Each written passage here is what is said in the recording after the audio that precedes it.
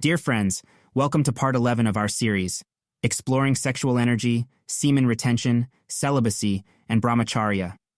In this episode, we continue our journey in comprehending the transformative power of sexual energy and its ability to connect us with higher states of consciousness. Today, our attention is dedicated to a profound exploration of the timeless wisdom found in the ancient practice of Brahmacharya. This episode seamlessly continues the journey from the 4 preceding episodes of this series. It is important to remember that the knowledge and information I offer stem solely from ancient teachings. As you engage with this information, you hold the autonomy to choose whether to incorporate it into your life or not. The following is presented to you in the form of an audiobook. The true benefits of observing Brahmacharya can be realized when it becomes ingrained as second nature to an individual. In other words, when it becomes a natural and effortless way of living, rather than a forced or rigid practice. This can be true for any virtue or discipline.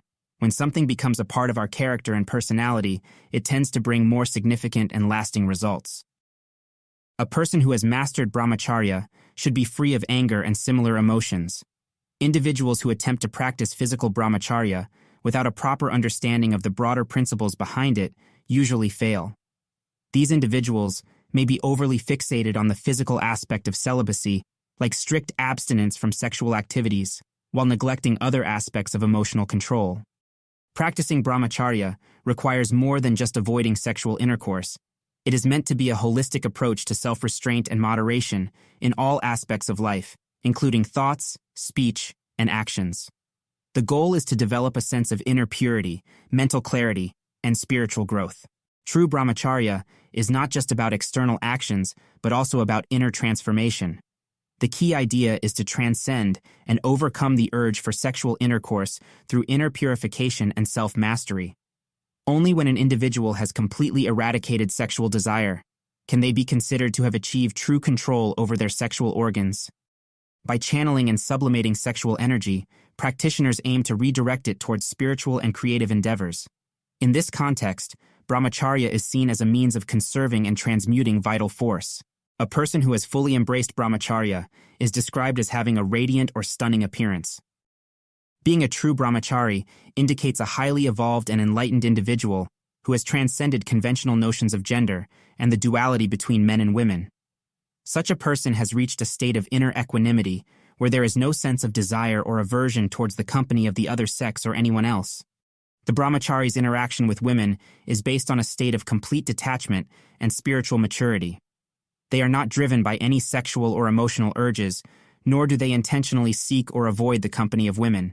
Instead, they treat all beings with equal respect and compassion, recognizing the inherent oneness that transcends gender distinctions. Attempting to perceive the divine without practicing Brahmacharya is unlikely to be successful. The purity and discipline cultivated through Brahmacharya are essential for developing the necessary clarity and receptivity to perceive the divine presence. Without practicing Brahmacharya, one cannot expect to perceive the divine presence. Conversely, without the direct experience of the divine, it becomes challenging to maintain a consistent practice of Brahmacharya. When a person experiences something truly extraordinary, something beyond the ordinary world, let's call it the supreme, which could be interpreted as the ultimate truth or even the concept of God, then a remarkable change occurs. In the presence of this higher understanding or divine connection, the yearning for those worldly desires also gradually fades away. Seeking fulfillment solely through material possessions or sensory pleasures can lead to a never-ending cycle of desire and dissatisfaction. But when we open ourselves up to something greater, something beyond the ordinary, such as spiritual enlightenment or a deeper understanding of truth, we can find a sense of contentment that transcends the fleeting desires of the physical world. Imagine a person who decides to detach themselves from the distractions of the outside world, limiting their sensory experiences intentionally.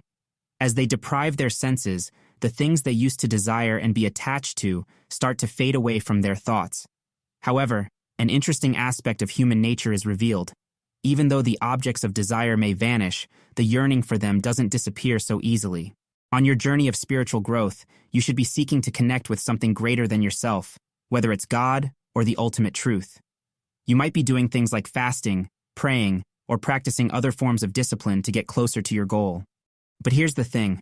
While these practices are essential and meaningful, they might not be enough on their own. There's an important ingredient called divine grace that plays a crucial role in this journey. Divine grace is like a helping hand from a higher power, guiding and supporting you along the way. It's not just about the things you do or the efforts you put in. It's about being open to something beyond yourself, to a force that's greater and more profound. When you are receptive to this divine grace, it enhances your spiritual experiences. Embrace the idea that there's a greater presence, something sacred and profound within your heart. Seek it with sincerity and longing. And as you progress on this path, you'll come to realize that the divine presence has been with you all along, within your very being. The vision of God or truth is not merely about witnessing miracles or physically seeing something with one's eyes. Instead, it involves a profound realization that God is present within one's own heart. This means recognizing the divine essence within oneself and understanding that the sacred presence is not limited to external manifestations or extraordinary events.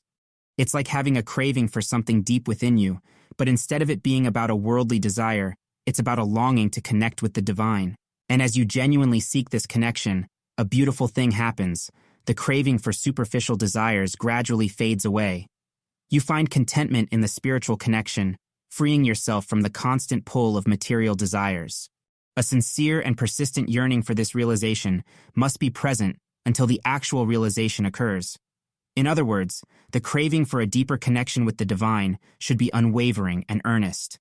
This idea is often found in various spiritual traditions, where seekers are encouraged to develop a strong yearning for God or truth and to cultivate devotion and humility. It is believed that through this sincere seeking and surrendering to the divine grace, one can experience a transformative spiritual awakening.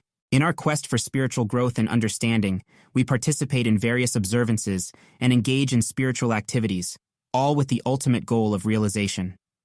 The culmination of our consistent efforts is the profound realization of truth or a deeper connection with the divine. Comparing this pursuit to the love of a human for their beloved, we see that the human lover may give their all for the sake of temporary pleasures, but in the end, such sacrifices may prove futile and unfulfilling. On the other hand, the pursuit of truth requires even greater focus and dedication than the pursuit of a human beloved. It demands unwavering sincerity and commitment. However, at the end of this journey, the seeker will experience indescribable delight and fulfillment.